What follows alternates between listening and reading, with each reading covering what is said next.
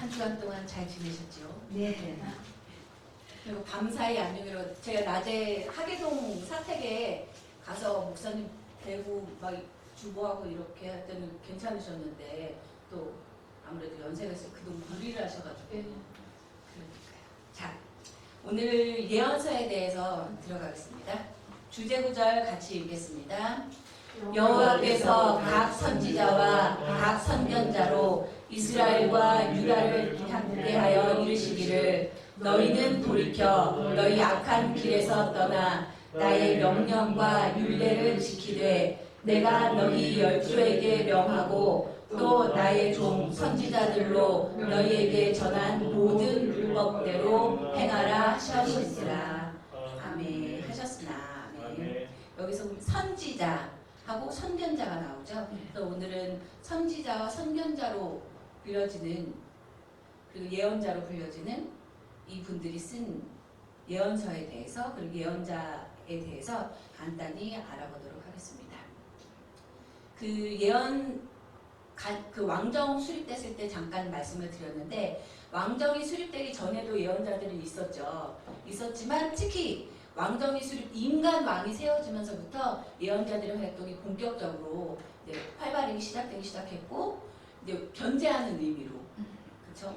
인간 왕의 권한을 견제하는 의미로 그리고 항상 너가 왕이지만 이스라엘 백성의 진정한 왕은 하나님 주 여호와시다라는 것을 그 왕에게 늘 주지시키기 위해서 예언자들이 본격적으로 활발하게 활동을 하기 시작했고 그리고 이제 아시리아나 바벨론의 침략 같은 위기의 시기에 예언자들이 집중적으로 활발히 활동을 하기 시작하게 됩니다.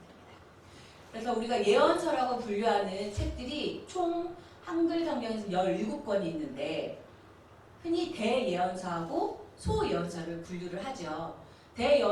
특별히 대예언서라고 해서 그 예언서를 쓴 이사야나 예레미야나 에스겔이나 다니엘이 특별히 더 위대하다라고 해서 대예언서라는 이름을 붙였다기보다는 분량 차이예요. 이사야가 쓴 이사야서, 예레미야서, 예레미야애가, 에스겔 다니엘서가 나머지 12 소예언서 분량과 비교했을 때 어마어마한 양인 거예요. 그래서 그 분량의 차이로 대예언서와 소예언서를 구분을 한다고 합니다. 자, 예언자들을 보면 그렇다고 해서 그 예언자들이 어느 날 갑자기 왕정시대 수립됐을 때 짠 하고 나타난 게 아니라 그 전부터 있다고 말씀을 드렸잖아요. 그러면 이 예언자들을 어떻게 구분을 할 것인가? 예언서는 분량에 의해서 대예언서와 소예언서로 구분을 하지만 예언자들은 문서 예언자들을 그 기준으로 해서 문서 예언자들 이전에 나와 있던 고대 예언자들로 구분을 하고 그리고 8세기 아모스를 기점으로 해서 아모스를 최초의 문서 예언자라고 얘기를 하거든요. 그 문서 예언자라고 해서 또 특별한 것이 아니라 자기 이름으로 된 성경을 남긴 사람들을 문서 예언자라고 하는 거예요. 그러니까 아모스를 기준으로 아모스 이전에 엘리야도 있었고 엘리사 예언자 선지자도 있었지만 그들이 나와 있기는 하지만 그들 이름으로 된 엘리야서라든가 엘리사서라든가 별도의 책을 남기지를 않았거든요. 단지 우리가 역사서로 구분을 하는 사무엘 상하서나 열왕기서에 이제 언급이 되고 있는 그 차이거든요.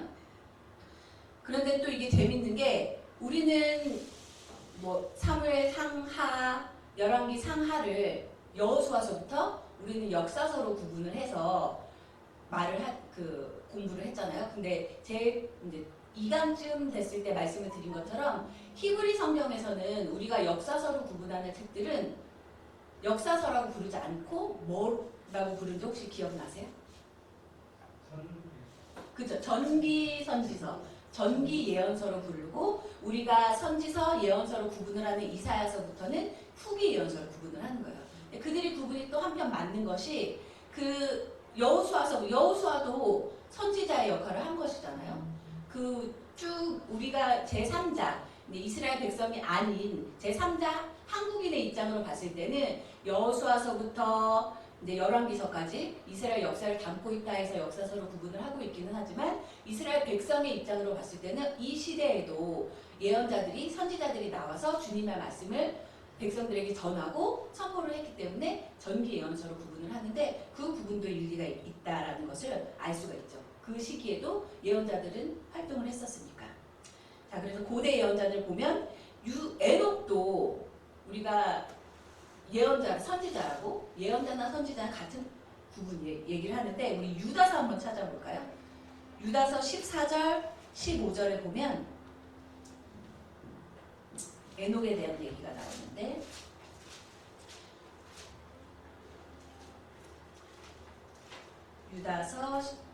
유다서는 한 장밖에 없죠. 14절, 15절 찾으시는 대로 읽어주세요.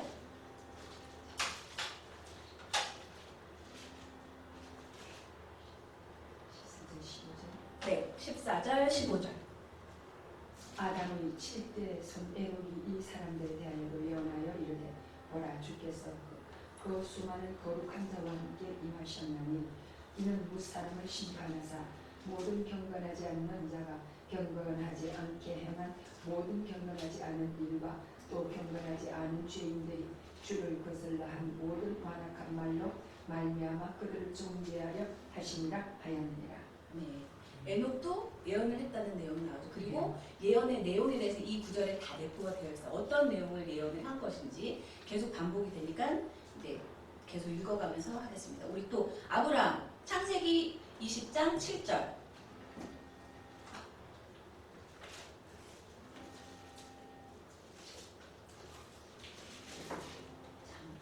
네네네. 창세기 20장 7절 찾으시는 데 읽어주세요. 이제 그 사람의 아내를 불러보내라. 너는 소설하라. 그가 너를 위하여 기도하니 내가 살려내나 내가 불려보내지 아니하면 너는 너를 남자고 다같이 죽을 줄 아는지니라. 아멘. 여기서도 보면 그 여호와 하나님께서 아비멜렉에게 나타나서 아브라함은 선지자다라고 인정을 하시는 내용이 나오잖아요. 아브라함도 그래서 선지자고 쭉 여기 구절들을 시간 나실 때 찾아서 읽어보시면 미리암, 드보라, 사무엘은 특히 선지자의 무리를 가르쳤다는 내용도 나오거든요. 우리 사무엘상 10장 10절 읽겠습니다.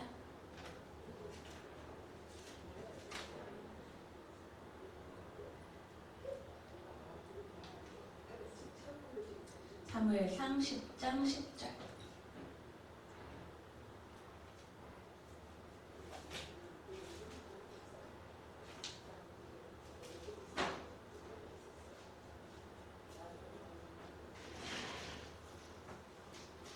같이 읽을까요? 네. 그들이 산에 이를 때에 선지자의 무리가 그를 영접하고 하나님의 신이 사울에게 크게 임함으로 그가 그들 중에서 예언을 하니. 아멘. 사무엘은 우리가 마지막 사사이자 또 뭐라고 말씀을 드렸던 기억이 나는 뭐라고 말씀을 드렸었죠? 마지막 사사이자 왕정시대의 첫 선지라고 말씀을 드렸던 기억이 나거든요. 그런데 사무엘은 또 특히 선지자 무리를 가르치기도 했대요. 그리고 엘리야와 엘리사도 우리가 너무나 잘 알고 있는 선지자들이고 또 선지 학교도 있었고 왕정시대 때 다윗과 솔로몬 시대 때는 갓, 나단, 헤만, 아히야 하나님의 사람이라고 불리던 선지자도 있었고 베델의 늙은 선지자 잇도, 아사랴, 하나니, 예후, 야하시엘, 엘리에셀 이런 수많은 선지자들이 문서로 자신의 이름으로 된 예언서를 남기지는 않았지만 아모스 이전에 이런 수많은 선지자들이 활발하게 활동을 하면서 하나님의 말씀을 선포했다는 걸 우리가 알 수 있죠. 그리고 두 번째로 주전 8세기에 이제 본격적으로 문서 예언자라고 우리가 부르는 자신의 이름으로 된 예언서를 남긴 선지자들이 나오죠. 아모스, 호세아, 이사야, 미가, 오바댜, 요엘, 요나.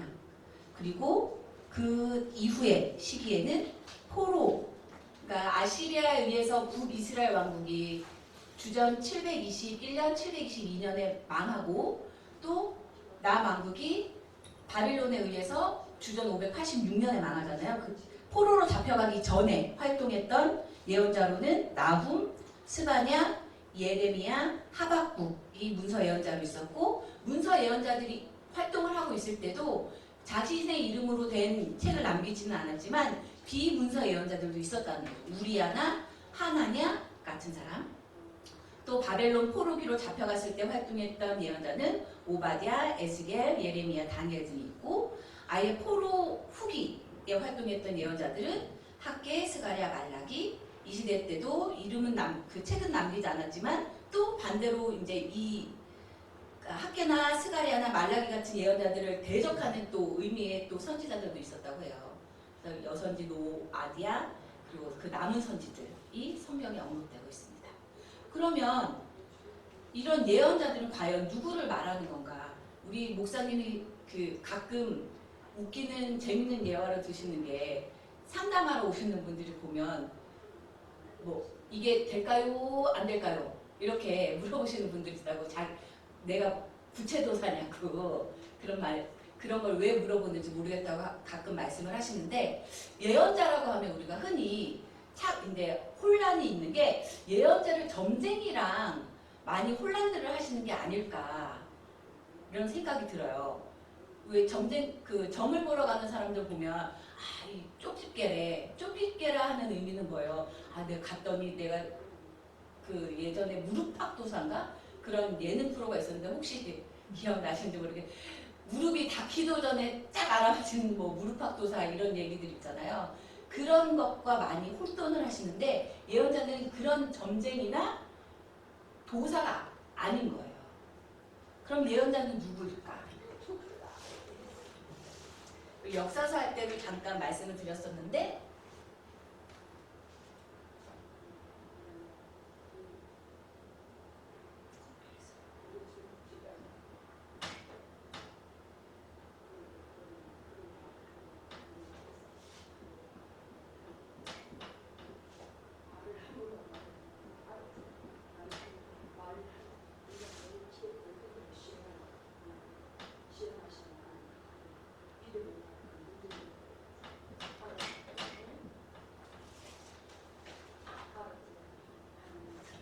우리가 일반적으로 쓰는 예언자의 한자는 그때 한번 말씀을 드렸죠. 코끼리상 변이 있는 이 한자의 뜻은 미리예.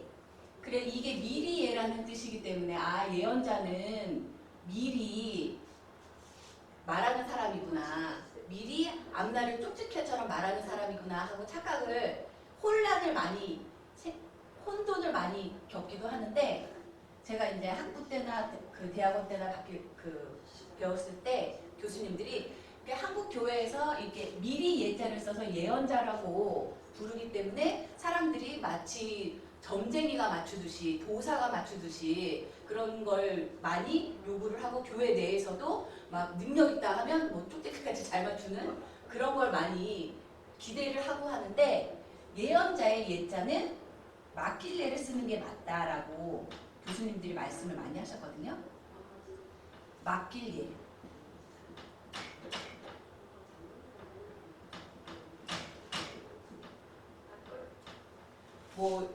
요 근래에 들어서는 기억나시는 분도 있을지 모르겠지만 이 마킬레가 한자에는 없는 원래 중국 한자에는 없고 일본식 한자여서 이게 맞지가 않고 이걸로 그냥 봐야 된다라고 얘기도 하는데 성경을 보면 이 마킬예를 써서 예언자라고 부르고 예언서라고 부르는 게 더 맞다고 이제 여기를 쭉 배워가시면 아실 수 있을 거예요. 뭐예요? 마킬예를 쓰면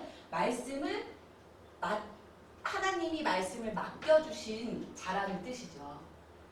그래서 흔히들 미리 예를 써서 예언자라고 쓰기는 하고 또 이 마킬예라는 자가 일본식 한자라고 해서 이게 맞지 않는 거다라는 뭐 비판도 있기는 하지만 성경 전체 예언서를 봤을 때 예언자들의 활동이나 예언서의 목적 같은 것을 봤을 때 미리 뭔가를 쪽집게처럼 맞춘다는 그 예언이 아니라 하나님이 말씀을 맡겼다라는 의미이기 때문에 예언이라는 것이 맡긴 예를 써서 예언이라고 봐야 되는 게 맞지 않나 하고 생각을 합니다.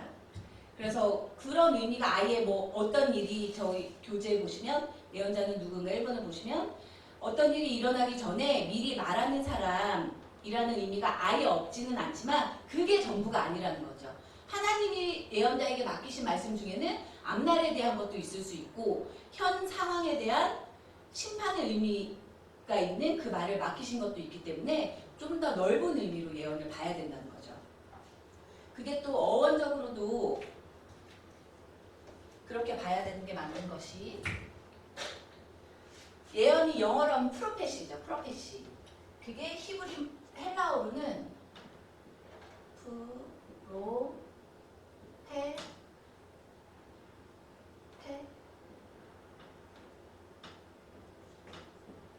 프로페테스라는 헬라어에서 근원한 거거든요. 영어의 그 예언을 뜻하는 프로페시가. 근데 이걸 보면 프로는 대신하다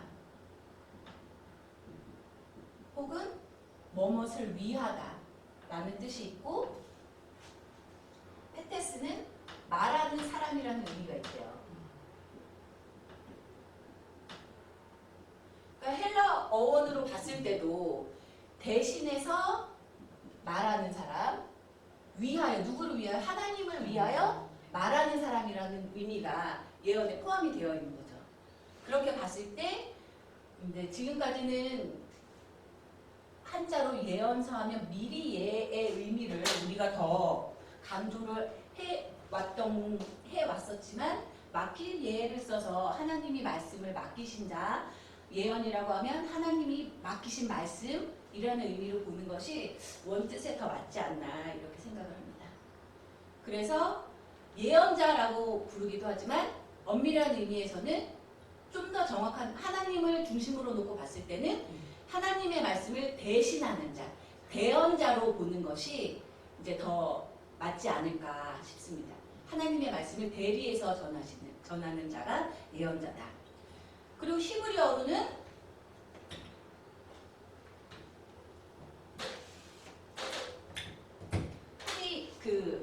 제일 처음에 히브리 성경에 대해서 그 히브리 성경 구분을 할 때 모세오경은 토라고 그리고 우리가 역사서로 부르는 전기 예언서까지 포함해서 느비임이라고 예언서를 구분을 한다고 그랬잖아요. 예언서를 히브리 사람들은 이스라엘 사람들은 느비임이라고 불러요. 그리고 우리가 뭐 시가선이, 지혜선이 이렇게 부르는 거는 케투빔, 성스러운 문서다 해서 케투빔이라고 부른다고 이제 초반 강의 때 말씀을 드렸는데 이 예언서를 뜻하는 느비임에서 보면 예언자를 나타내는 말이 나비. 버터플라이 나비라고 예언자를 부르는 거예요. 나비. 그럼 이 나비라는 뜻에는 또 나비는 어떤 뜻을 내포하고 있느냐? 거기 교재에 보시면 그 히브리어하고 같은 셈조어에 속하는 고대 아카디아어에 나부라는 말에서 온 것이다라고 학자들이 추측을 하는데 이 나부라는 게 부른다, 알린다 라는 뜻을 가졌기 때문에 이 나부라는 말에 근거해서 구약의 나비를 부름받은 자, 알리는 자라고 이제 이해를 한다는 거죠. 그러면 부름받은 자고 알리는 자는 또 나비는 구체적으로 어떤 걸 알리는 것이냐. 이 나비의 용례를 봤을 때 나비가 어떻게 성경에서 사용되는지를 봤을 때 우리 출애굽기 7장 1절에 보면 제가 써놨는데 같이 읽을까요? 밑에 여호와께서 모세에게 이르시되 볼지어다 내가 너로 바로에게 신이 되게 하였은즉 내 형 아론은 내 대언자가 되리니. 출애굽기 7장 1절에서는 이 나비를 대언자라고 번역을 하고 있어요. 대언자, 말을 대신하는 자. 그 나오잖아요. 하나님이 모세를 택하셔서 모세야 가서 내 백성들을 애굽에서 이끌어내라. 바로에게 가서 저는 혀가 둔한 자입니다 라고 거부를 하잖아요. 할 때 아론을 그러면 너의 대언자로 세워라. 아론으로 하여금 너의 대변인이 돼서 너의 말을 바로 왕에게 전하게 하라라는 그 내용이 나오는데 이때 쓰인 그 대언자로 번역된 말이 나비라는 거죠. 이렇게 봤을 때 우리가 예언자라고 부르고 선지자라고 부르고 혹은 선견자라고 부르는 이스라엘의 예언자들은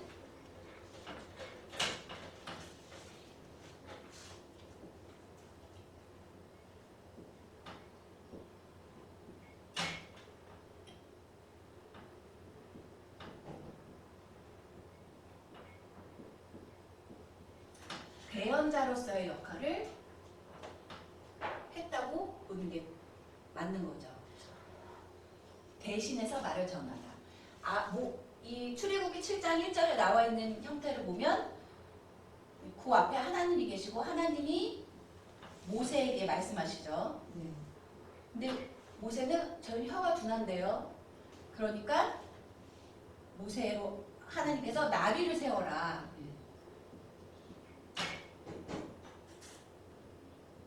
나비, 아론을 아론이 말을 잘하니까 아론을 나비, 대언자로 세워서 이제 이때는 바로 왕이지만 바로 왕에게 가서 하나님이 모세에게 주신 말씀을 전하게 하라고 그러잖아요. 대신해서 말을 전하. 이때 이제 뒤에 가면 또 나오지만 이때 아론이 바로 왕에게 전하는 말은 아론의 말이 아니죠. 누구의 말이에요? 하나님의 말씀이시죠. 그게 중요하더라고요. 흔히들 그 예언이라고 이제 잘못 오해를 하면 이제 거짓 선지 뭐 참선지에 대한 얘기도 이제 쭉 예언서를 하면 나오겠지만 흔히 자기가 말하는 것이 예언이다라고 오늘날에도 많죠. 자칭 예수들. 그게 아니라는 거죠. 예언이라는 것은 너의 예언자의 말이 아니라 하나님이 나비에게 준 말이라는 거예요. 그러니까 예언자의 권위에 의한 것이 아니고 하나님이 주신 말이기 때문에 그 예언의 권위가 있는 거죠. 이것도 계속 뒤에서 반복이 되니까. 그래서 우리가 흔히 예언자, 선지자, 선견자라고 하는 사람들은 대언자라고 보는 것이 성경을 봤을 때 더 맞다. 그러면 대언자로서의 예언자는 어떤 사람들이었느냐? 우리 대언자로서의 예언자 그 항목으로 넘어갈게요. 같이 읽을게요. 대언자는 글자 그대로 대신 말을 전하는 임무를 받은 사람이다. 그런데 대언자를 통해서 대신 말을 전하는 과정에 있어서 적어도 다음에 3가지 절차가 따르게 된다. 아무나 예언자가 되는 게 아니에요. 아무나 하나님의 말씀을 대언하는 대언자가 되는 게 아니라는 거죠. 첫 번째가 1번 읽겠습니다. 말을 대신 전할 대언자를 물색하고 불러서 전한 말을 위임해 주는 과정. 소명이 있어야 된다는 거죠. 소명 체험이 있어야 되는 거예요.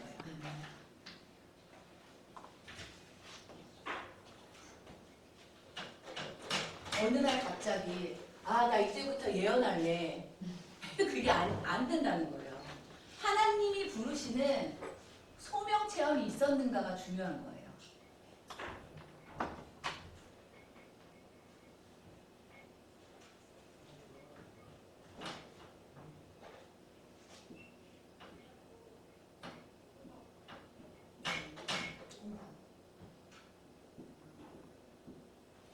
이게 소명이라는 한자의 뜻인데 불을 쏘 목숨명, 목숨을 내놓고 갈 수 있는지를 하나님이 부르시는 게 소명이라는 거예요. 목숨을 부르는 거예요, 소명을. 그냥 얘 이리 와, 한가해 보이는데 내 말 좀 대신 전할래, 이게 아니고 정말 하나님이 선택하시는 이 소명 체험이라는 것은 그 사람이 정말 목숨까지도 내놓고 하나님의 사역을 감당할 수 있는지를, 너 목숨까지 내놓고 갈 준비가 됐는지를 하나님이 보신다는 거죠. 자, A번 아모스 7장에 보면 아모스는 문서 예언자로서 첫 번째 문서 예언자라고 말씀을 드렸잖아요. 거기 제가 써놓은 아모스 7장 14절부터 15절까지 한번 같이 읽겠습니다. 시작. 아모스가 아마사에게 대답하여 나는 선지자가 아니며 선지자의 아들도 아니요 나는 목자요 뽕나무를 배양하는 자로서 양떼를 따를 때 여호와께서 나를 데려다가 내게 이르시기를 가서 내 백성 이스라엘에게 예언하라 하시나니. 이 위에 설명을 간단히 적어놓았지만 이제 아모스는 북이스라엘 왕국에서 활동하던 예언자였는데 그때 제사장 아마샤가 이제 아모스를 쫓아내려고 눈에 가신 거죠. 왜냐하면 아모스의 말에 힘이 있어서 백성들이 자신의 말보다 아모스의 말을 더 따르는 것 같으니까 쫓아내려고 하니까 이제 얘기를 하는 거죠. 내가 이런 예언 활동을 하는 것은 내 자의로 내 인간적인 생각을 내가 어디서 배워가지고 하는 것이 아니다라는 걸 설명하는 거죠. 여호와께서 나를 데려다가 내게 이르셔서 나에게 이스라엘 백성에게 가서 예언하라고 나를 부르셔서 나는 하는 거다. 하나님의 주권에 붙잡혀서 하는 거다 라고 설명을 하죠. 또 여기서 또 우리가 알 수 있죠. 예언자라는 것은 오늘날로 말하면 뭐 하나님의 그 일을 감당하는 목자라는 것은 뭐 어디 자격이 뛰어나가지고 뭐 하버드에서 종교학 박사학위를 받고 뭐 이래서 하는 게 아니라 핵심이 뭐예요? 하나님이 부르셔야 된다는 거예요. 아멘. 아무리 뭐 학벌이 좋고 뭐 우리 목사님도 자주 말씀을 하시지만 뭐 외모가 출중하고 그래서 쓰는 게 아니라 하나님이 부르셔야 쓰임을 받는다는 거예요. 아멘. 그 이사야서에서 그 예언서에서 나온 비유가 중에 그릇 비유가 있잖아요. 금그릇을 쓰는 게 아니고 은그릇을 쓰는 게 아니고 질그릇일지라도 깨끗하게 준비가 되어 있어야 쓰임을 받는다고 하잖아요. 아멘. 예언자들도 마찬가지라는 거예요. 예언자들도 하나님이 보셨을 때 내가 쟤를 아모스를 봤을 때 정말 목숨을 걸고 내 말을 대언할 수 있는 자겠구나. 준비가 된 걸 보시고 부르신다는 거죠. 아멘. 근데 그 준비라는 것이 우리가 인간적으로 생각하는 준비가 아니라 하나님 기준에 따른 준비라는 거죠. 또 아모스뿐만이 아니라 이사야서도 이사야서 6장 8절에 보면 내가 여기 있나이다 나를 보내소서. 근데 잘못 생각하면 이사야는 자의로 무슨 여기 앞에 있어요. 자의로 내가 할게요 하고 손든 거 아니야? 라고 생각한 게 아닌데 그 전 단계가 있다는 거죠. 하나님께서 내가 누구를 보내며 이사야를 앞에 두고 말씀을 하신 거예요. 누구를 보내며 누가 우리를 위하여 갈고 이사야가 준비가 되어 있는 걸 이미 아셨기 때문에 그렇게 말씀을 하신 거죠. 또 우리 예레미야 1장 4절부터 12절까지 한번 찾아보겠습니다. 예레미야 1장 4절부터 12절.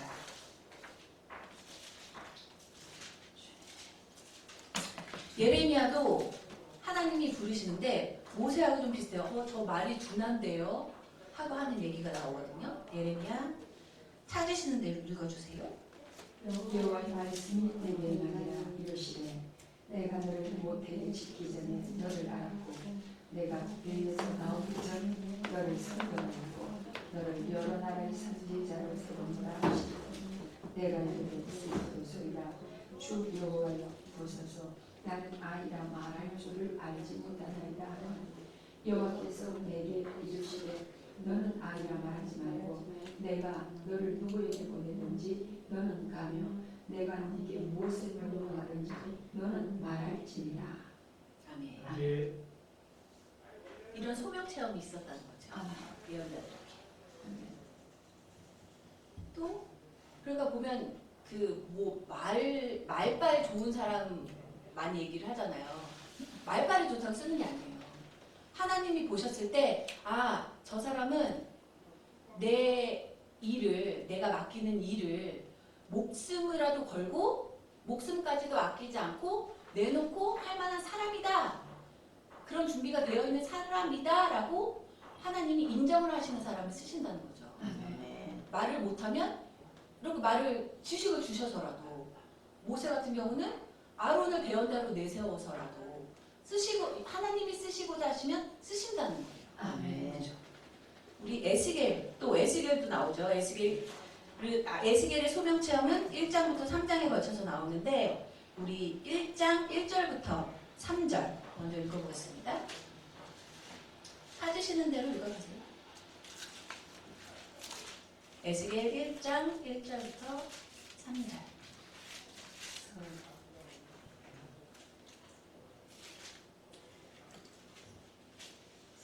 서른째 해 넷째 달 초다새에 내가 그발 강가 사로잡힌 자 중에 있을 때에 하늘이 열리며 한 하나님의 모습 내게 보니 여호야긴 왕이 사로잡힌 지 5년 그달 초 닷새라. 갈대아 땅 그발 강가에서 여호와의 말씀이 부시의 아들 제사장 나 에스겔에게 특별히 임하고 여호와의 권능이 내 위에 있으니라. 아멘. 여기서도 하나님이 부여하시는 거예요. 내가 나 신학교 4년 열심히 신학대학에서 4년 열심히 공부했고 신학대학원에서 MDB 과정도 하고 뭐 박사과정 PhD도 하고 했으니까 이제 예언자로 나서야 되겠다. 주의 종으로 나서야 되겠다. 이게 아니라는 거예요. 주님이 쓰시고자 부르셔야 쓰임을 받는다는 거예요. 아멘. 그죠? 또 잘못 생각하면 하나님 그러면 학벌 없고 명예 없는 사람만 쓰시는 건가? 에스겔을 보면 또 그렇지 않아요. 에스겔은 제사장이면서 제사장의 직분을 이미 감당하고 있었는데 하나님 또 부르셔서 예언자로 쓰신 거예요. 아멘. 학벌이 있는 사람이건 없는 사람이건 잘생긴 사람이건 못생긴 사람이건 하나님이 쓰시고자 하면 쓰신다는 거죠. 아멘. 하나님이 능력을 주셔서. 아멘. 자, 이런 소명 체험이 있어야 대언자로서의 활동을 예언자가 할 수 있는 거고, 그럼 소명만 있어서 되느냐? 아니라는 거. 두 번째, 대언자를 목적지로 보내는 과정인 파송의 과정이 있어야 되는 거예요. 아멘.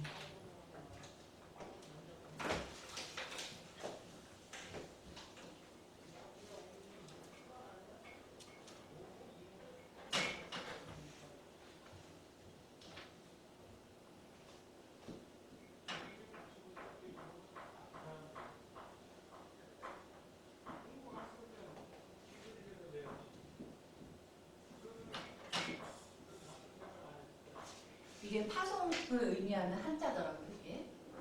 이 파가 물갈래파.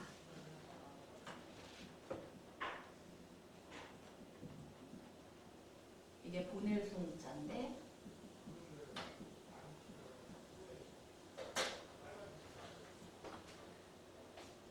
파송도 마찬가지로 내가 가야지. 내가 이제 생각했을 때 난 준비가 성경도 한 40독 했고 뭐 쉽게 뭐 얘기를 폄하하는 건 아니고 예를 들면 한 40일 금식도 한 100번까지 하는 사람이 죽죠. 여러 번 했으니까 이제 나 이제 파송돼야 되겠다 하는 게 아니라는 거예요. 소명 체험도 그 주권이 누구에게 있어요? 하나님에게 있는 것처럼 파송되는 것도 하나님이 파송하셔야 되는 거예요. 아멘. 이 물갈래파라는 게 제가 물갈래파? 물갈래파가 무슨 의미인가 제가 찾아봤더니 본류가 있어야 되는 강물 항상 근원이 되는 강물의 본류에서 이렇게 이게 강물의 본류 처음부터 강이 아니잖아요. 그 한강의 근원지를 TV에서 해주는 걸 봤는데 지금은 한강 어마어마하게 넓잖아요. 뭐 바다같이 넓은데 그 한강의 근원지에는 그냥 샘이에요. 샘. 이 조그만 샘에서 물이 흘러서 한강이 되는 거예요. 그 마찬가지로 파송이라는 것은 근원이 있는 거예요. 아멘. 하나님이라는 강물의 본류에서 물이 갈래 갈라져서 하나님이 너는 여기로 보내시는 게 파송이라는 거예요. 파송할 때도 그 주권은 인간에게 있는 게 아니에요. 내가 나 저기로 파송되고 싶어. 요새는 많이 하죠. 한참 대학원 다니고 할 때 옆에 동네에 감신대도 있고 앞에 동네 연세대도 있고 하면 이제 감신대 신대원 다니는 이제 친구들은 이제 교단 연세대나 이대는 교단이 없어요. 교단이 없이 기독교 학과 뭐 신학과에서 항상 그 감신대나 장신대 다니는 이제 좀 한마디로 끝발이 있다고 해요. 그래서 뭐라고 하더라? 근본도 없는 신학교라고 교단이 없다 이거죠. 그렇게 얘기들을 많이 들었었는데 그네들을 보면 이제 교단에 소속되어 있는 신학교를 다니니까 교단 이제 그 사람들의 목적은 이제 교수님들이나 특강 오시는 교단 목사님들한테 잘 모여가지고 좋은 이제 MDB 따고 나서 좋은 인지를 가는 게 이제 목적인 거예요. 큰 교회로 되도록이면 큰 교회 조그만 개척교회 가는 것보다 큰 교회 가는 게 낫잖아요.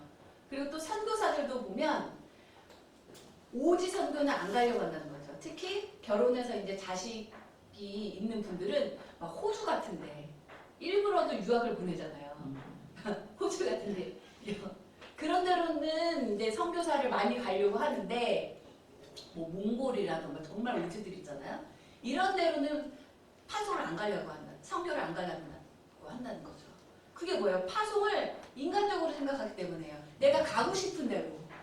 근데 파송도 하나님이 보내시는 거예요. 내가 가고 싶다고 가는 곳은 파송이 아닌 거예요. 하나님이라는 강물의 본류에서 갈래갈래 하나님이 이쪽으로 가라. 저희 가서 너 말씀을 내 말을 전해라. 라고 보내시는 게 파송이라는 거죠. 그래서 우리 목사님이 늘 하시는 말씀이 그 힘들어도 한 달에 한 번씩 이제 사명자 집회를 하시는 이유가 인간적으로 생각했을 때 굳이 우리 목사님이 그 사명자 집회를 굳이 하실 필요가 없는 거예요. 한 달에 한 번씩 다 모여 굳이 모이라고 해가지고 잘 모이지도 않는데 모이라고 해서 하실 필요가 없는 그냥 목사님 그 뭐 서울 햇빛 중학교에 하고 이제 감당하시고 평창도 여기에서 예배 감당하시고 마지막 주에 가서 충주 감당하시고 그러시면 돼요. 그 연세에. 근데 굳이 한 달에 한 번씩 굳이 모여라 하는 이유가 본류가 있어야 되기 때문에 본류가 근본이 있어야 되기 때문에 힘들어도 한 달에 한 번씩 꼭 사명자 집회를 해서 각지에서 흩어져서 일하고 있는 사람 그 사역자분들 사명자분들을 오라고 하시는 거죠. 다시 한번 그 뭐 영역이 세했을 때 다시 한번 모여서 다 같이 으쌰으쌰 주님께 기도하고 말씀 들으면서 다시 새 힘을 얻고 다시 파송되어서 힘있게 일을 하라고 본류가 있어야 되기 때문에 꼭 하시는 거죠.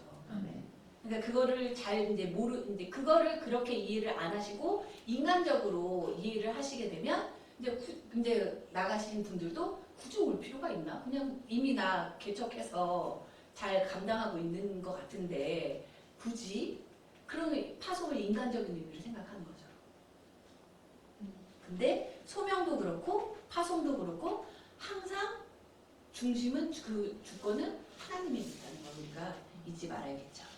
그러면 파송만 받으면 다 되는 것이냐? 세 번째, 전달의 과정이 있어야 된다는 거죠. 예언자들이 말씀을 전하는 전달의 과정이 세 번째라는 거죠.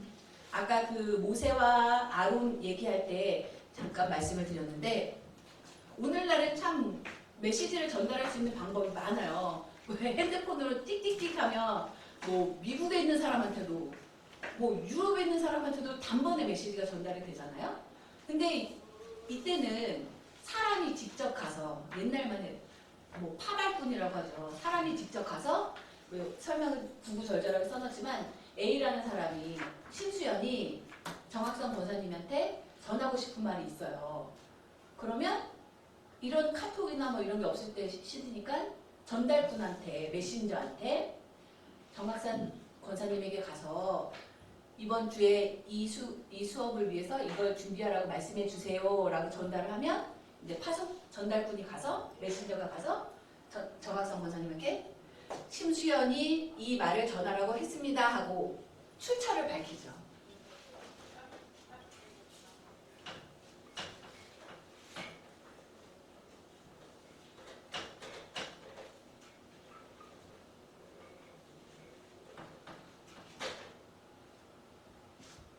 A라는 사람이 메신저한테 말을 전하고 이 메신저가 B라는 사람한테 가서 A의 메시지를 전하는 거잖아요. 초반에 그 수업 처음에도 말씀을 드렸지만 이때 그러면 메신저가 B에게 전하는 말은 메신저의 말이 아니에요. 그렇죠? 출처는 이거잖아, A. A의 말을 전하는 거지 메신저가 가서 직접 얘기를 하기는 하지만 메신저의 말을 하는 게 아니라는 거죠. 마찬가지라는 거예요. 예언자들이 이스라엘 백성에게 가서 말을 전달을 하지만 항상 출처를 밝혀요. 그걸 메신저 양식이라고 하는데 항상 여호와께서 가라사대 아멘. 내 말이 아니라는 거죠. 아모스가 얘기하는 것 백성에게 전하고 있기는 하지만 아모스가 말하는 것은 아모스 개인의 말이 아니고 여호와가 주신 아모스에게 주신 말을 전달한다는 거죠. 그래서 항상 이 메신저 양식을 통해서 여호와께서 가라사대 하고 얘기를 해요. 그게 아모스 2장 4절에 제가 예시로 나타내 주셨는 예시로 적어드렸죠. 여호와께서 가라. 그래서 예언서를 보시면 특히 여호와께서 가라사대 얘기가 많이 나와요.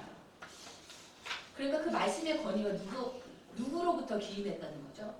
여호와 하나님으로부터 그 말씀의 권위가 기인했다는 거죠.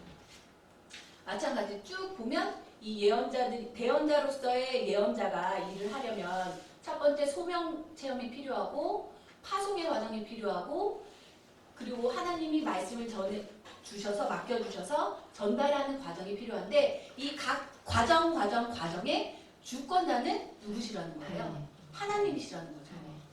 하나님으로부터 권위가 있다는 것을 확신을 했기 때문에 예언자들은 목숨까지도 버리면서 예언을 할 수 있었다는 거죠. 아멘. 담대하게. 아멘. 하나님 내가 전하는 말이 하나님으로부터 온 말이 아닌 말일까? 이런 확신이 없으면 담대하게 전할 수가 없는 거예요. 아멘. 그렇죠.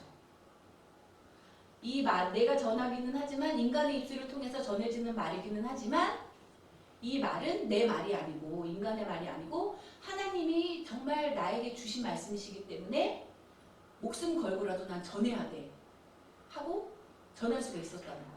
그걸 믿었기 때문에 하나님의 권위를 믿었기 때문에 예언자들이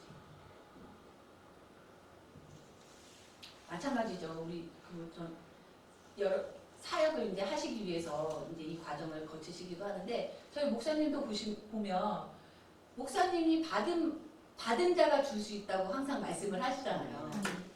받지 않고 배워서는 할 수 있겠죠. 어느 단계까지는. 근데 배워서 하는 거랑 정말 하나님으로부터 받은 것을 전해서 일을 하는 거랑은 차이가 있다고 말씀하시죠. 그 임하는 자세부터. 정말 내가 전하는 말이 하나님으로부터 온 말이다. 하나님이 전하라고 하신 말이다. 라는 확신이 확고하게 있어야만 사람이 있든지 양이 있든지 없든지 간에 그렇죠. 핍박이 있든지 없든지 간에 상관치 않고 그냥 전하라고 하니까 전한다는 거예요. 아멘.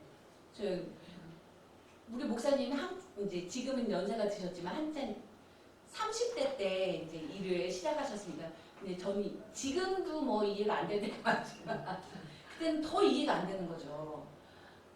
저희 목사님 부흥회 나가시면 연락이 안 돼요. 연락을 집에 일절 안 하세요.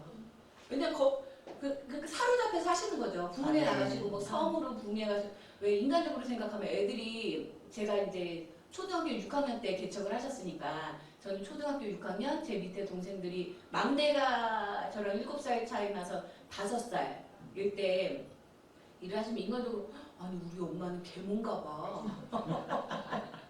아니 애들을 그것도 뭐 단란한 가정의 애들을 3남매를 놓고 가는 게 아니라 정말 아시는 분은 아시겠지만 그런 막 애들이 막 그 위험한 환경에 놓여 있는데 3남매만 떡하니 두고 부흥회를 가신다는 거예요. 부흥회도 뭐 일주일씩 이렇게 막 목포로 가지고 이렇게 하니까 근데 집에 전화 한 통을 안 하세요. 그래서 개몽가 많이 생각했어요. 근데 그렇게 사로잡혀서 하실 수밖에 없는 게 받은 것을 전해야 되니까. 내가 전하고 싶어. 나 저기 부흥회 가고 싶다. 해서 가신 게 아니잖아요. 그렇죠? 하나님이 너 가서 말씀을 전해 해서 소명 체험도 하셨고 하나님이 파송도 하시는 거고 그러니까 전달하라고 하시니까 가시니까 이제 사로잡혀서 이제 하시는 거예요. 연락 두절. 그때는 정말 개몽가 봐. 정말 어떻게 엄마가 돼가지고 그래서 애들이 붙는지 살고 있는지 학교 다니잖아요. 저 6학년이고 이제 밑에 동생 초등학생이고 그 밑에는 이제 그때는 유치원도 없죠. 그냥 집에서 하루 종일 노는 거죠. 언니 누나들 초등학교 국민학교 끝나고 올 때까지 그냥 집에 이제 거시기 한 아빠랑 있다가 하는 건데 너무 그게 이제 원망을 그때도 많이 했죠. 계모라고. 근데 이제 조금 이제 나이가 들고 그 자식들을 저런 그 거시기한 아빠한테 맡겨두고 그 곁에 두고 그렇게 막 섬으로 지방으로 갈 수밖에 없는 그 심정은 또 어떠했을까 이게 이제 이해가 되는 거죠. 그렇죠? 그래서 이제 구약의 예언자들은 대언자로서의 뭐 무릎팍도사처럼 부채도사처럼 이게 될까요 안 될까요 그런 점쟁이 그런 의미가 아니라 하나님이 맡겨주신 말씀을 하나님께 사로잡혀서 전달한 사람이었고 그 말씀이 인간 예언자의 말이 아니고 하나님으로부터 온 말이라는 확신이 있었기 때문에 하나님의 권위에 힘입어서 말씀을 담대하게 전할 수 있었다. 아멘. 아멘. 라는 것입니다. 자, 우리 나비라고도 하고 한글로 번역되는 예언자를 지칭하는 말도 많잖아요. 예언자 하다못해 그 한자에서도 맡길 예를 썼냐, 미리 예를 썼냐, 또 선지자라고 부르기도 하잖아요. 또 선견자라고 부르기도 하고. 다 하나님이 소명 체험을 주시고 하나님의 말씀을 하나님이 맡겨주신 말씀을 전하는 것이지만 미묘한 차이가 있는 것이 흔히 얘기 드린 나비, 많이 언급이 되는 게 나비는 부름을 받아서 대언자로서의 의미가 나비에는 많이 있는 것이고 두 번째 선견자는 먼저 본 자라는 뜻이잖아요.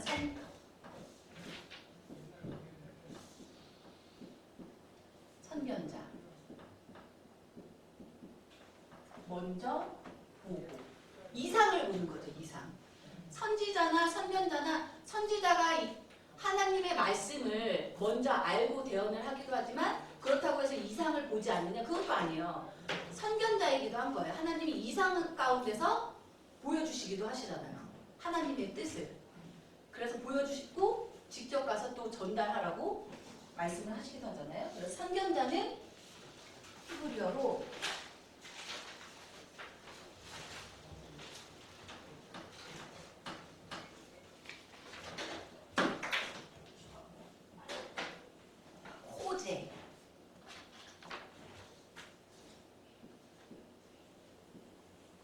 호재라고 하기도 하고 로에 호재, 로에 다 본다는 말이에요. 먼저 우리 사무엘 그 하 24장 11절부터 12절 한번 찾아서 읽어보겠습니다. 사무엘 하 24장 11절에서 12절. 본다는 것은 무엇이냐?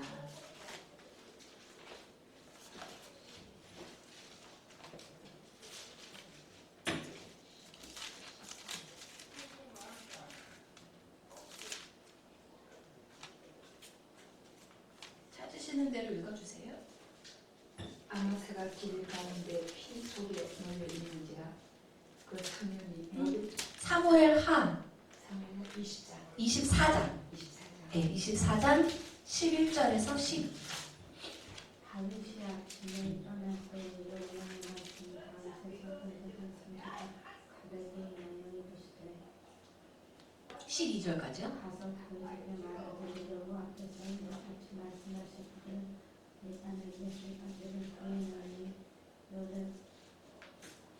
위하여는 내가 하나님의 내가 고수의 전사지라 따라 하시니 이렇게 보여주시는 거죠. 선견자라고 해서 뭐 다른 건가? 선지자랑 예언자랑 다른 건가 아니고 선지자로 하나님의 말씀을 알게 하시기도 하고 듣게 하시기도 하지만 또 보여주셔야 될 때는 직접 이사 가운데 보여주시기도 한다는 거예요. 우리 에스겔서 1장 4절 또 보겠습니다. 에스겔 1장 4절.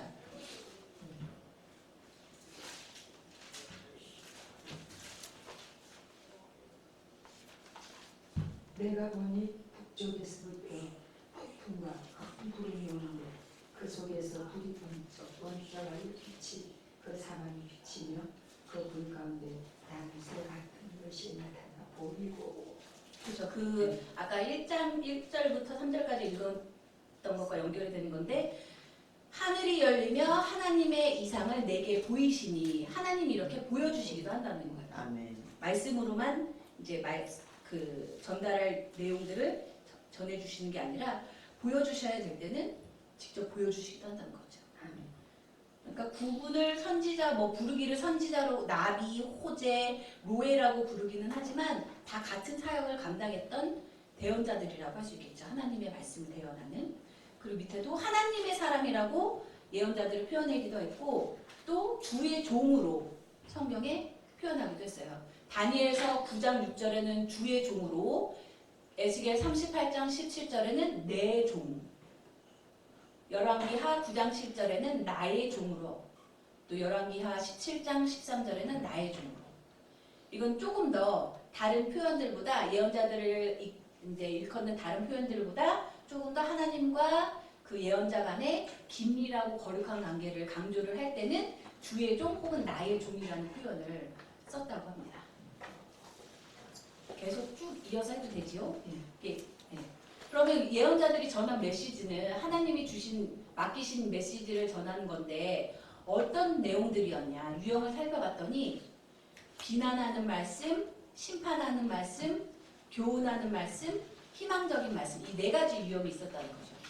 그리고 또 이제 이스라엘이 북왕국 먼저 멸망하고 이제 남왕국까지 멸망한 다음에 포로로 완전히 잡혀간. 그래서 포로기 이전에 전했던 말씀 유형 이제 내용이랑 포로기 이후에 전달했던 말씀의 이제 내용들이 약간씩 차이가 난다는 거예요. 1번 비난하는 말씀을 보면 범죄의 내용을 담고 있는데 포로기 이전에는 주로 우상 숭배, 의식주의, 스스로 거룩하게 살지도 못하면서 거룩한 척하는 의식주의, 사회 정의 문제에 초점을 맞췄다는 거죠.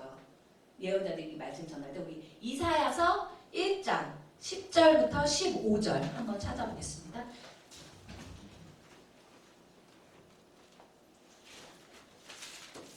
이사야 1장 10절부터 15절.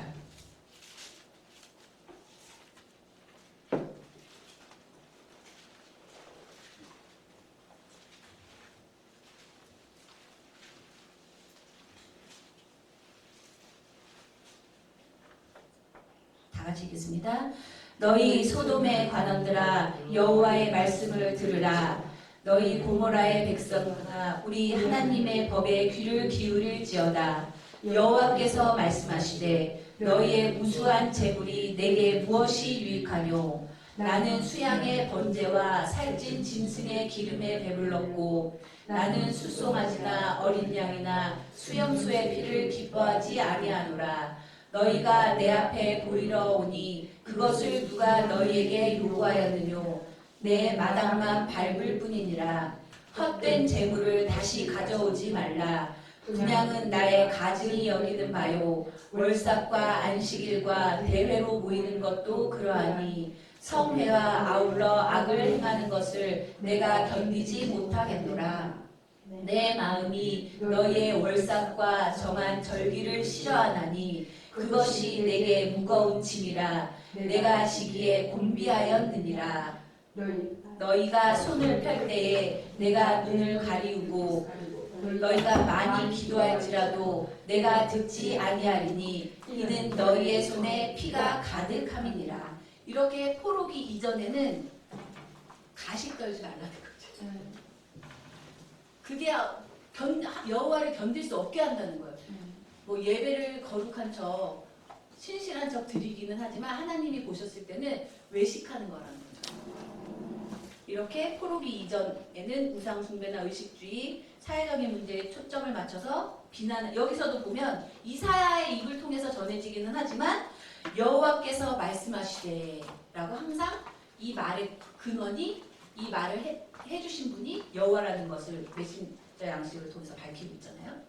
그 포로기 이후에는 양상이 약간 달라지는 게 백성들이 하나님께 합당한 영광을 돌리지 못하는 것에 초점을 맞춰서 비난하는 말을 전한다고 하고, 또 심판의 말씀 같은 경우에도 포로기 이전에는 정치적으로 이 왕국이 멸망할 것이다 가까운 미래라는 것을 담고 있다면, 포로기 이후는 어때요?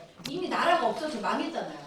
나라가 망했으니까 나라가 망할 거야 라는 그 심판의 말씀이 아니라 너희가 지금 당하고 있는 이 현재의 고난에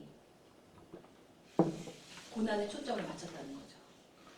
너희들이 이렇게 포로로 잡혀와 있고 나라 없는 민족으로서 이렇게 유리하면서 하는 것이 하나님이 심판하신 거다라는 것을 말하고 있다는 거죠.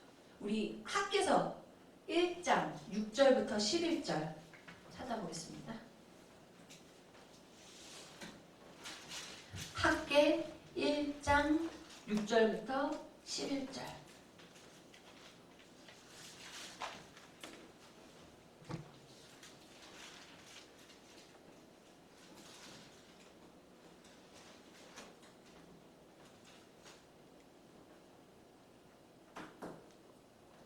찾으셨으면 읽겠습니다. 너희가 많이 뿌릴지라도 수입이 적으며 먹을지라도 배부르지 못하며 마실지라도 흡족하지 못하며 입어도 따뜻하지 못하며 일꾼이 삭을 받아도 그것을 구멍 뚫어진 전대에 넣음이 되느니라. 나 만군의 여호와가 말하노니 너희는 자기의 소리를 살펴볼지니라. 너희는 산에 올라가서 나무를 가져다가 전을 건축하라.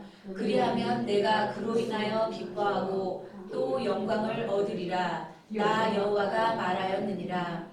너희가 많은 것을 바랐으나 도리어 적었고 너희가 그것을 집으로 가져갔으나 내가 물어버렸느니라. 나 만군의 여호와가 말하노라. 이것이 무슨 연고뇨? 내 집은 황무하였으되 너희는 각각 자기의 집에 빨랐음이니라. 그러므로 너희로 인하여 하늘은 이슬을 그쳤고 땅은 산물을 그쳤으며 내가 한재를 불러 이 땅에 산에 곡물에 새 포도주에 기름에 땅의 모든 소산에 사람에게 육축에게 손으로 수고하는 모든 일에 임하게 하였느니라. 아멘. 10절과 11절에 나오는 이런 위기가 온 이유가 뭐라는 거예요? 하나님이 포로로 잡혔다가 다시 예루살렘을 재건할 수 있게 보내주셨으면 하나님의 전부터 건축해야 되는데 먹고 살기 바빴다는 거죠. 하나님의 전을 황무하게 내버려두고 그 하나님이 왜 우리를 다시 예루살렘으로 오게 하셨을까? 그 목적을 잃은 거죠. 맨 처음에 으쌰으쌰 다시 예루살렘으로 돌아가서 하나님의 왕국을 건설하자 이러라고 하나님이 보내주신 건데 막상 도착해서는 목구멍이 포도청이었는지 하나님의 전은 그냥 황폐하게 내버려두고 우리 먼저 뭐 살고 봐야지. 우리가 잘 되고 나면 하나님 전 더 멋지게 건축하면 되지. 하나님의 보시기에 합당하지 않았다는 거죠. 이런 식으로 포로기 이후에는 심판의 말씀의 유형이 형벌로서의 현재의 위기를 해석하는 데 초점을 두고 있었고, 그리고 교훈적인 말씀이 포로기 이전에는 너희들 이렇게 악하게 살면 안 돼. 하나님에게 돌아와야지. 이런 양상이었다면 포로기 이후에는 주로 특정한 상황과 사건에 초점을 맞추고 있다는 거죠. 우리가 방금 읽은 학개서 같은 경우는 성전 건축이라는 이 사건에 특정한 사건에 초점을 맞추고 있고, 또 말라기서 제가 예시로 올려드린 말라기 3장 10절 같은 경우는 11조에 대한 11조라는 특정한 상황을 꼭 집어서 이렇게 하면 안 되는 거 11조 하나님의 11조 떼먹으면 안 되지. 이렇게 포로 이후에는 특정한 상황을 콕 집어서 교훈적인 말씀을 전하는 양상이 나타난다는 거죠. 그리고 네 번째 희망적인 말씀은 심판 후에 전개될 과정 혹은 구원과 회복에 대한 희망을 담고 있는데, 이 말씀도 포로기 이전에는 지금 이렇게 아시리아가 쳐들어와서 북이스라엘이 망하고 남유다 왕국도 이렇게 외세의 침략을 받고 어렵지만 너희들이 그래도 하나님께 이전에 행했던 범죄한 것을 하나님의 율례를 잘 따르지 않고 이방신을 섬겼던 것들을 범죄했던 것들을 다 버리고 하나님께로 온전히 돌아오면 너희들 장래 세대는 다시 회복될 수 있을 거야 라는 이런 희망의 메시지였다면 포로기 이후에 예언자들의 입술을 통해서 전달되는 희망의 말씀은 이미 나라가 다 망해버렸죠. 망해버리고 포로로 잡혀가고 하니까 이제 점진적인 회복을 그래도 이곳에서라도 이 이방인들과 섞이지 않고 하나님의 백성으로서 성결한 삶을 잘 살아나간다면 앞이 깜깜한 암흑일지라도 결국에는 조금씩 하나님이 회복시켜 주실 거야 라는 것을 말하고 있다는 거죠. 결국 이런 예언자들의 말씀이 어때요? 그러면 이스라엘 백성에게만 이렇게 비난하는 말씀을 하신 거고 심판하는 말씀을 하신 거고 교훈적인 말씀을 하신 거고 희망을 주는 말씀을 하신 게 아니라 이런 예언자들의 말씀을 통하여서 다시 한번 역사의 주관자는 하나님이시고 여호와 하나님이시고 그들에게만 이스라엘에게만 하시는 말씀이 아니라 이스라엘에게 하신 말씀을 통하여서 우리를 깨닫게 해주시는 것을 우리가 깨달아야 된다는 거죠. 아멘. 이스라엘 백성에게만 일어나는 일이 아니라는 거죠. 이사야까지 준비해 왔는데 이사야서는 다음 주에 가야 되겠어요. 그래서 이런 비난하는 말씀, 심판하는 말씀, 교훈적인 말씀, 희망적인 말씀을 조금 더 자세히 살펴보면 두 가지로 예언자의 심판 말씀, 예언자의 희망의 말씀 두 가지로 구분을 해볼 수가 있는데 제가 예시를 두었죠. 에스겔 5장 5절부터 9절 말씀을 통해서 조금 더 상세히 분석을 해보면 우리 같이 읽겠습니다. 5절부터 시작. 내가 그의 무관 가운데 열방으로 그를 그가 내 길을 거스려서 이방보다 악을 더하며 내 율례도 그리하니 그 둘레는 열방보다 더하니 이는 그들이 내 규례를 버리고 내 율례를 지키지 아니하였습니다. 그러므로 나 주 여호와가 말하노라 너희 요란하니 너희를 두고 있는 이방인보다 더하여 내 율례를 행치 아니하며 내 규례를 지키지 아니하고 너희를 두고 있는 이방인의 규례를 행치 아니하였느니라. 그러므로 나 주 여호와가 말하노라 나 곧 내가 너를 치며 이방인의 목전에서 너희 중에 버리는데 내 모든 가정한 일을 위하여 내가 정모하게 내게 이를지라. 에스겔서 말씀. 그렇죠. 자 보면 메신저 양식 여기서 나오죠. 5절 주 여호와께서 가라사대. 이건 에스겔이 하는 말이 아니라 하나님이 에스겔이라는 메신저를 통해서 하는 말씀이다라는 메신저 양식이 나오고 심판의 말씀을 하실 때 항상 나오는 게 첫 번째 죄에 대한 책망의 말씀을 먼저 하시고 이러이러한 죄를 너희들이 지었기 때문에 앞으로 이러이러한 하나님의 심판이 올 것이다 라는 심판 선언이 있다는 거죠. 먼저 그러니까 얼마나 전 이걸 보면서 친절하신 하나님이시다.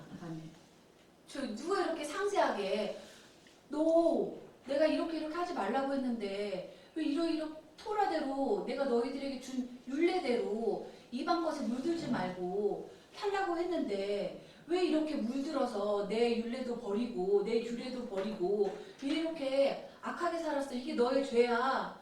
이 너희들의 죄를 나 두고 볼 수 없어서 나 이러이러한 심판을 내릴 거야 라고 너무 친절하신 하나님이시죠. 단번에 쓸어버리실 수도 있잖아요. 하나님이 굳이 이렇게 상세하게 친절하게 설명해 주실 이유가 없어요. 왜? 하나님이 창조하셨잖아요. 에휴 마음에 안 드는 창조물들 쓸어버려야지 하신다고 누가 뭐라 할 수 있겠어요? 아니시라는 사랑의 하나님이시라는 거예요.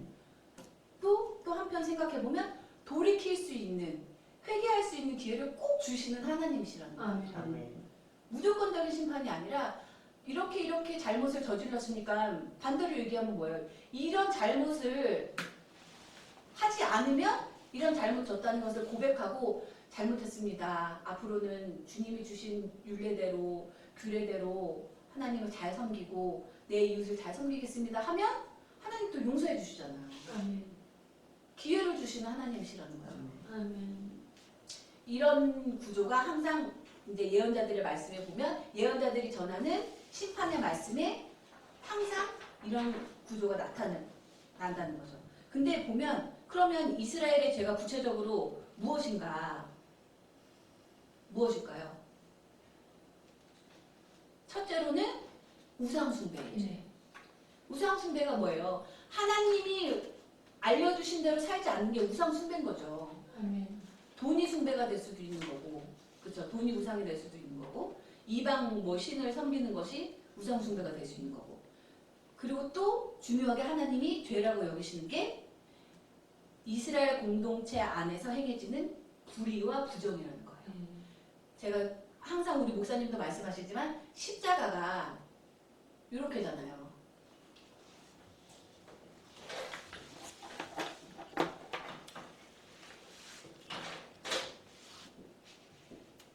흔히 새로 하나님과 나와의 관계만 잘 맺으면 된다고, 우상숭배의 죄만 범하지 않으면 된다고 생각하는데 아니라는 거예요.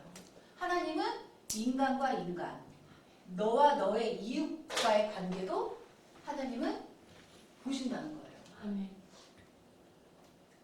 그래서 보면 하나님께 불의하게 성결치 못하게 산 것만 하나님이 콕 집어서 잘못한 거야 그거 얘기하신 게 아니라, 야 저기서 굶어 죽어가고 있는 너의 이웃을, 그래서 신약에도 나오거든. 제 예배를 드리러 왔는데 내 이웃과 형제와 막힌 게 있으면 가서 먼저 화해하고 오라고. 그렇게 말씀을 하시는 거예요. 그 사회가 얼마나 사랑과 정의가 넘치는 공동체냐 하는 것을 판단하는 기준이 그 사회의 약자들이 어떻게 살고 있는지를 보면 알 수 있다고 해요. 하나님이 말씀하시는 거죠. 너가 그래 나한테 예배 잘 드리네, 11조도 잘하고 내가 정해준 율례대로 잘 살고, 근데 부족한 게 있다. 내 이웃은 어떻게 살고 있는지 돌아보고 있느냐 말씀하신다는 거죠. 그렇죠.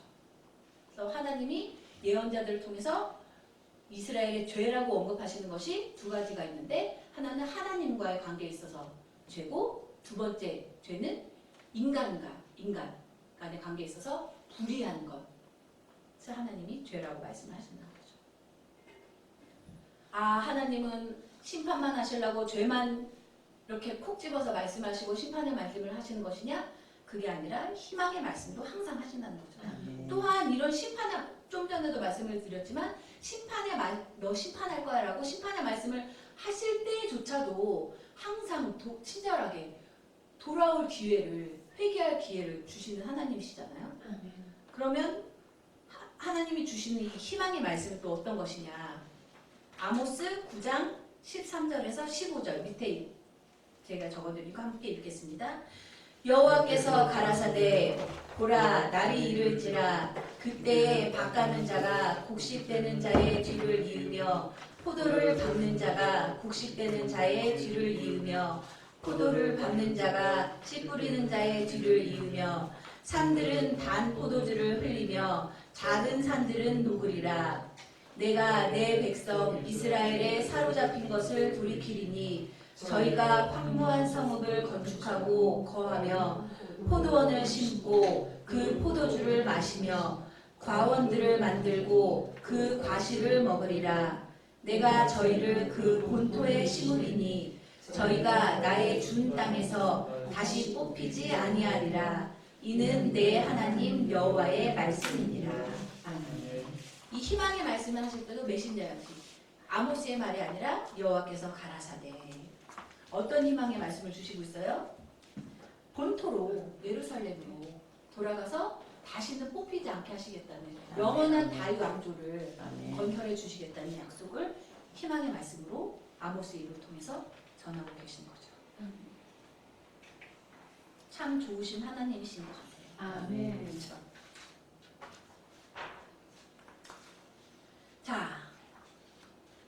마무리하겠습니다. 우리가 우리 예언에 대해서는 계속 말씀을 드렸는데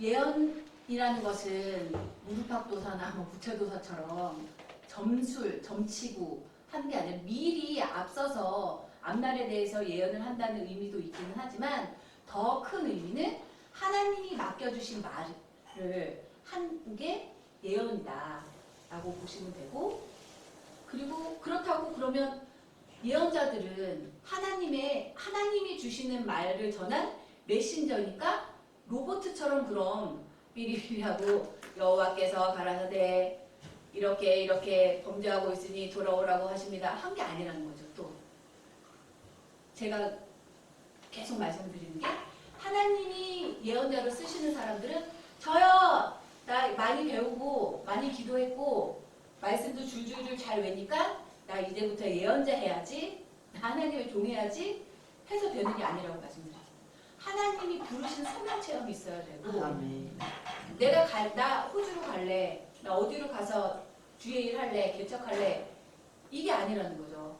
하나님이라는 본류로부터 하나님이 파송하시는 그 과정이 있어야 되고, 하나님이 맡겨주신 말씀을 전달하는 이 세 가지가 있어야 예언자로서의 사역을 온전히 한다고 할 수 있는 건데, 그럼 그런 예언자들을 부르시는 것이 로봇 같이 꽉 막힌 사람을 부르시지는 않으셨을 거 아니에요. 하나님이 주시는 말씀과 하나님이 보여주시는 이상을 어느 정도 이해할 수 있는 사람을, 그리고 깨끗하게 준비된 사람을, 그 사람이 비록 학벌이 좋지는 못할지라도 또 반대로 학벌이 좋을 수도 있어요. 금그릇도 깨끗하게 닦여져 있으면 쓰시는 거예요.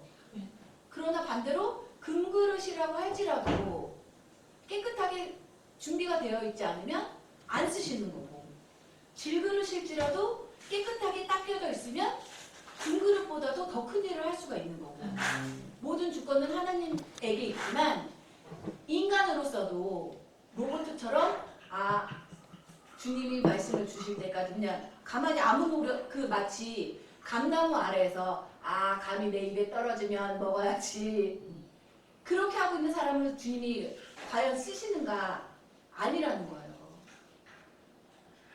주님 전적인 주권은 하나님께 있는 거지만 깨끗하게 준비가 되어야 되는 것처럼 인간으로서의 일도, 인간으로서 준비해야 되는 일도 해야 된다는 거죠. 감을 먹고 싶으면 감나무 있는 곳으로 가야 되는 거고, 잘 익은 감을 판별할 수 있어야 되는 거고, 그렇죠?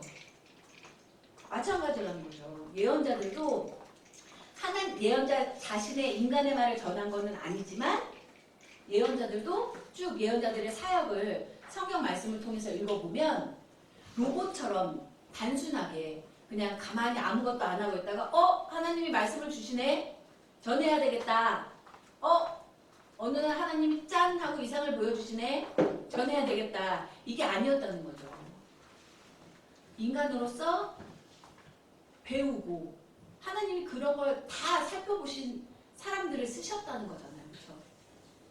그냥 아무것도 안 하고 있는데 어느 날 나는 큰일을 하게 하나님이 쓰실 거야. 골방에서 잠자고 있는 사람을 예언자를 쓰시지 않잖아요. 하나님의 사명도 마찬가지라는 거죠. 그렇죠? 가만히 아무것도 안 하고 손 놓고 있는데 벽 보고 기도만 하고 있는다고 해서 쓰시는 게 아니라 쓰임 받을 준비를 하고 있는 자를 때가 됐다. 그러나 그때는 내 때가 아니라 인간의 때가 아니라 하나님의 때가 됐을 때 하나님이 보시고 전 인격을 통해서 얘라면 목숨까지도 걸고 내 일을 감당하겠구나 하셨을 때 쓰신다는 거죠. 그래서 예언서라는 것은, 예언자라는 것은 또 한 가지, 항상 예언자들의 말씀을 보면 공허하게 마치 뭐 불교를 제가 뭐 잘 알지도 못합니다만 인간 세계하고 떨어져서 고고하게 돋닦는 그런 게 예언자가 아니에요. 예언서를 보시면 항상 인간 삶 속에서, 구체적인 역사적인 상황 속에서 그 상황을 판단하고 그 상황 속에 하나님이 맡겨주시는 말씀을 전달했기 때문에 막 허공에 떠 있는 뜬구름 잡듯이 하는 말이 예언이 아니고 항상 현실에 발붙이고서 현실 구체적인 상황에 역사적인 상황에 발붙이고 있을 때 그 상황에서 몸부림치고 있을 때 하나님이 말씀도 맡겨주시는 거고 하나님이 이상도 보여주시는 거고 그리고 하나님 때가 됐다 가라고 하셨을 때 갈 수 있다는 거죠. 그래서 하나님의 말씀, 구체적인 역사적인 상황 그리고 로봇이 아니라 손 놓고 있게 뜬구름 잡는 게 아니라 예언자 자신들의 말씀에 대한 이해 이 세 가지가 상호작용을 해서 쓰여진 것이 예언서라는 거죠. 그들이 전했던 예언이 그런 거라는 거죠. 뜬구름 잡는 공허한 얘기가 아니라 항상 구체적인 현실과 맞닿아 있는 게 예언이라는 거죠. 그래서 저희들도 주의 사역을 사실 감당하기를 원하는 여러분들도 저도 항상 그러려면 어쩌야 되겠어요? 준비가 되어 항상 준비가 되어 있어야 된다고. 그래서 우리 목사님도 항상 70이 넘으셨는데 항상 기도하시고 말씀 준비하시고 하시는 거잖아요. 그죠? 그 제일 중요한 말씀이 예언자는 보면 그 예언서를 쭉 읽어보시면 알지만 세습되는 게 아니에요. 제사장직하고는 다르죠. 제사장은 세습이 되는데 예언자는 하나님이 쓰시다가 버리시기도 하고 하나님이 이 시기 때 써야 되겠다 하고 위기의 시기 때 반짝 들어서 쓰시기도 하고 하는 거고 그 말씀이 맞는 거예요. 그 노아가 아무리 당대 의로운 자였다고 해도 노아 자식들이 노아의 믿음으로 구원을 받는 게 아니라고 하잖아요. 노아의 믿음으로는 노아가 구원을 받는 거고 노아의 자식들도 노아처럼 쓰임을 받으려면 그럼 그만한 믿음이 있어야 된다는 거예요. 예언자직도 우리 아버지가 이사야였어 하고 이사야 자식들이 쓰임을 받은 게 아니에요. 쓰임 받는 게 아니에요. 이사야처럼 준비가 되고 하나님께 사로잡힌 소명 체험을 하고 하나님의 말씀을 맡겨주셔야만 쓰이는 것처럼 그래서 예언자직이 특수하다는 거죠. 일반 그런 그 제사장이나 서기관들의 그런 직무와 다르게 또 마지막 이제 계속 마지막이라고 말씀을 드리는데 중요한 게 예언자들이 선포하는 말을 예언들이 언제 성취될까 뭐 관심이 전혀 없지는 않았겠죠. 근데 성취에 초점을 맞추기보다는 하나님이 전하라고 해서 전했다라는 그거에 포커스가 더 맞춰져 있고 이 예언자들이 말이 성취가 되느냐 안 되느냐는 오히려 신약 기자들에게 더 중요하게 여겨져요. 그래서 제가 그 교재에도 써드렸는데 예언자 성취와 관련해서는 예언자들은 자신의 메시지가 하나님이 주신 메시지이니까 성취될 거라는 믿음이 확고하게 있었겠죠. 그러나 이게 어느 날 언제 몇 월 몇 시에 성취될 것인가 이거에 대해서 관심을 두기보다는 일단은 하나님이 선포하라고 하는 그 말씀 자체에 예언자들은 더 포커스를 맞췄고 이 예언자들이 선포한 말씀이 성취가 어떻게 되는지를 살펴보는 것은 신약에 와서라는 거죠. 신약 기자들에게 성취는 더 의미가 있었다는 거죠. 마지막 한 절만 더 읽어보고 마치겠습니다. 우리 이사야 61장 1절 한번 찾아보겠습니다.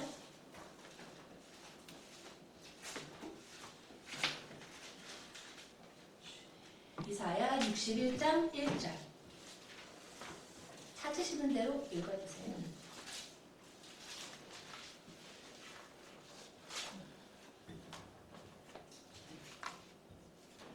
주 여호와의 영이 내게 내리셨으니 같이 읽으시겠다. 같이 읽으세요. 주 여호와의 신이 내게 임하셨으니 이는 여호와께서 내게 기름을 부으사 가난한 자에게 아름다운 소식을 전하게 하려 하시니라.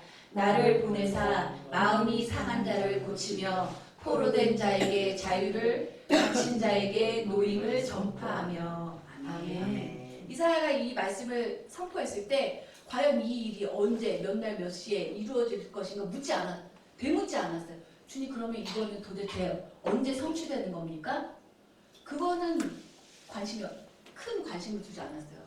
주님을 말씀을 선포하는 자체의 말씀도 없고 우리 누가복음 4장 18절 19절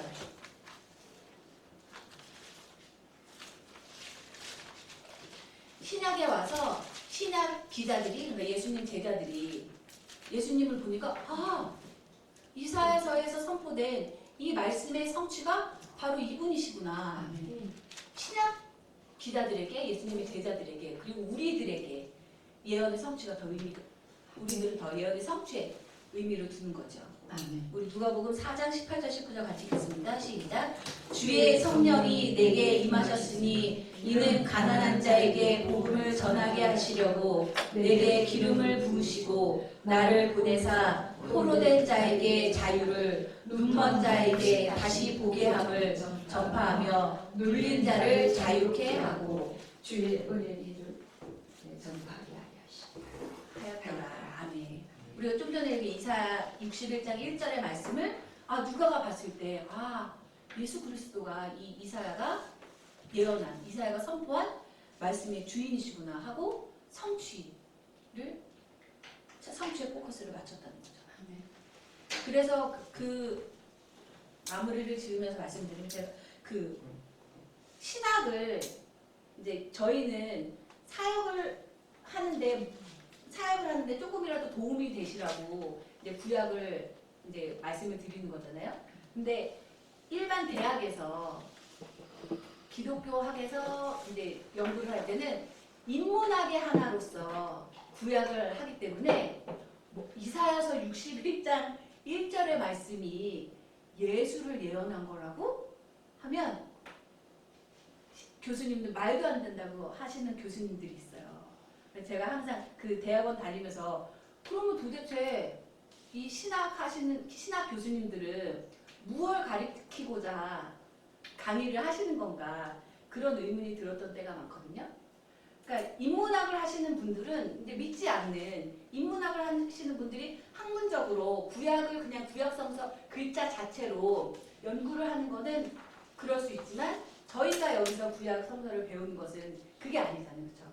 그렇죠? 오신 예수 그리스도 육신을 입고 우리를 구원하시기 위해 오신 예수님을 더 잘 알기를 원하고 더 잘 알아서 안 믿는 자들을 구원하기를 원해, 선교하기를 원해서, 전도하기를 원해서 배우는 거기 때문에 저는 그래서 이제 그때 한참 대학원 다닐 때는 너무 이제 혼란이 오는 거예요. 이분들도 목사의 직함을 갖고 있고 목사로서 교회에서 설교도 하시는 분들인데 구약은 구약 자체로만 봐야 돼. 그리고 뭐 조직신학을 할 때도 만유제신론이라고 해서 모든 것에 다 신이 깃들어 있다 이런 식으로 강의를 하시는 분들을 보면서 이제 혼란이 오기도 했는데 쭉 신앙생활을 하면서 보면서 그건 인문학을 한 사람들한테는 뭐 그게 맞을지 몰라도 우리 믿는 자들에게는 예수 그리스도를 일단 주로 시인했기 때문에 이 자리에 오신 거거든요. 그렇죠? 그래서 조금 더 구약하고 이제 예수 그리스도하고 예언서를 하면서 그게 많이 특히 이사야서를 하면서 많이 언급이 될 것 같아요. 그래서 다음 주에 제가 이사야서까지 여기에 같이 붙여서 갖고 왔는데 다음 주에 꼭 갖고 오셔야 돼요. 다음 주에 이사야서부터 들어가도록 할 거니까 이거를 안 갖고 오시면 이사야서에 대해 공부를 못할 수가 있겠습니다. 다음 주는 사명자 집회 우리 구국 기도원의 본류로 돌아가는 집회가 있어서 쉬고 그 다음 주에 이사야서부터 대예언서를 에스겔까지 아마 할 수 있으면 해보도록 하겠습니다. 부족한 하는 분들도 끝까지 들어주셔서 감사합니다.